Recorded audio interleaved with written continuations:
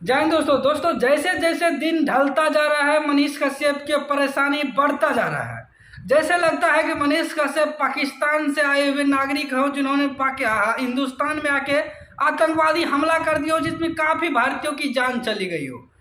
जी उसी तरह मनीष कश्यप को जब से उन्होंने खुद को सरेंडर किया तब से उनके ऊपर तमाम वो धाराएं, तमाम वो मुकदमा, फर्जी मुकदमा सब लगते रहे।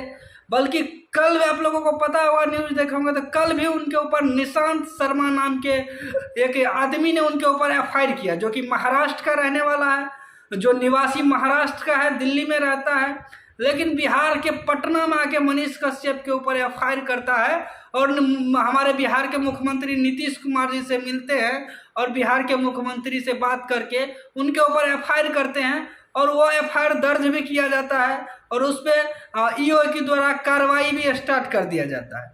लेकिन बिहार के लिए दुर्भाग्य की ये सबसे बड़ी बात है। अब आप लोग कह रहे होंगे कि दुर्भाग्य की बात इसमें क्या है, तो आपको जरूर बताएंगे कि दुर्भाग्य की बात क्या है। एज ए एग्जाम्पल आप ले लीजिए, अगर हमारे परिवार में हम दो भाई हैं, अगर हम दोनों भाइयों में अगर मतभेद हो जाए तो क्या इसका क्या मतलब कोई दूसरा गांव के व्यक्ति आके हमारे भाई को गरियाने लगे, हमारे भाई पे झूठे मुकदमे लगाने लगे? ये कहाँ तक सही है? कहीं ना कहीं अगर हम आगे अच्छे इंसान होंगे तो हमें ज़रूर बुरा लगेगा, उन चीज़ पे हम ज़रूर काम करेंगे, ज़रूर हम अपने भाई के साथ खड़ा रहेंगे। शायद ये चीज़ बिहार के सभी नागरिकों को समझना चाहिए।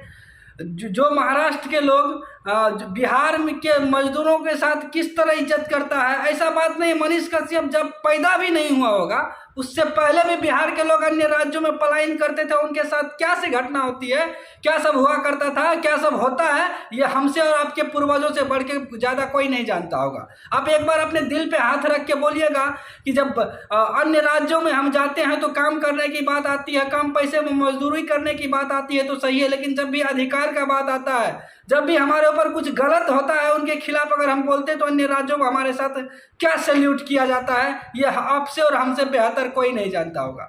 जिस व्यक्ति जो कभी बिहार के हित के लिए नहीं सोचा, जो बिहार के मजदूरों के हित के लिए नहीं सोचा, आज बिहार के एक युवक जो बिहार की स्थिति, बिहार के दशा को सुधारने का प्रयास कर रहा है, उनके खिलाफ आवाज हो रहा है, उन्हें अन्य राज्यों में जो समस्या हो रही है उनके खिलाफ अगर कोई बोला तो उनके खिलाफ अन्य राज्य के लोग आके बिहार में आके एफआईआर करते हैं।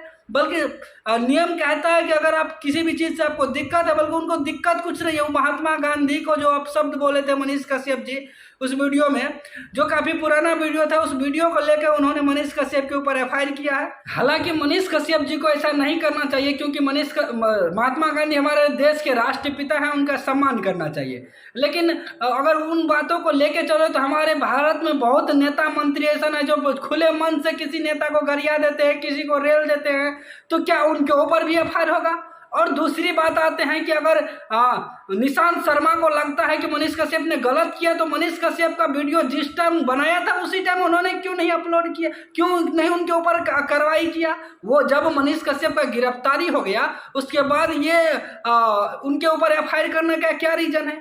कहीं ना कहीं मनीष कश्यप के साथ जो भी हो रहा है, बिहार के लोग अगर आप इस वीडियो को देख रहे हैं तो आप एक बार दिल पे हाथ रख के बोलिएगा बहुत गलत हो रहा है।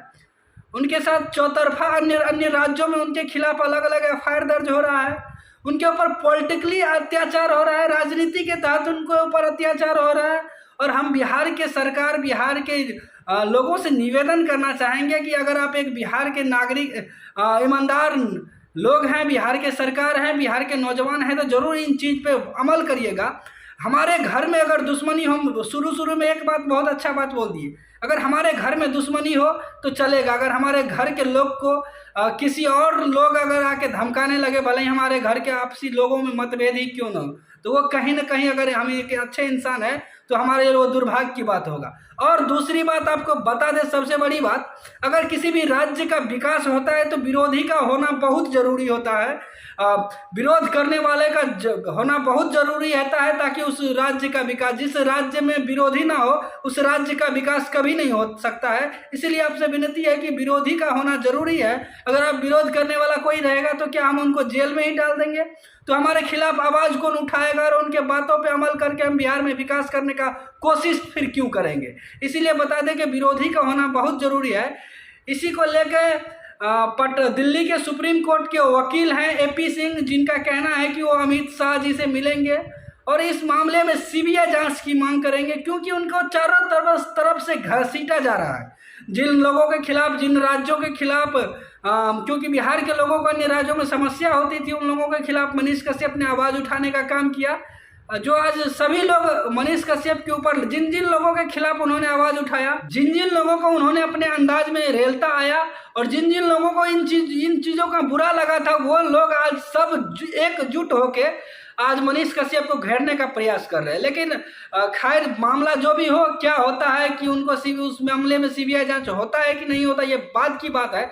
लेकिन बिहार के मुख्यमंत्री, बिहार के उप मुख्यमंत्री से निवेदन है कि आप ऐसे अपने राज्य के लिए, इससे दुर्भाग्य की बात कोई नहीं हो सकता है कि अन्य राज्यों के लोग आके हमारे राज्य में, कि अपने ही भाई के ऊपर, अपने ही हम, क्योंकि हमारे राज्य के, हमारे बिहार के हैं, अगर अन्य राज्य के लोग हमारे बिहार के लोगों के ऊपर अगर एफआईआर करें, जिससे बड़ा दुर्भाग्य कुछ नहीं हो सकता। अगर वो गलती किया है तो बिहार में उनके साथ इंसाफ हो, चाहे जो भी सजा हो उनके साथ हो।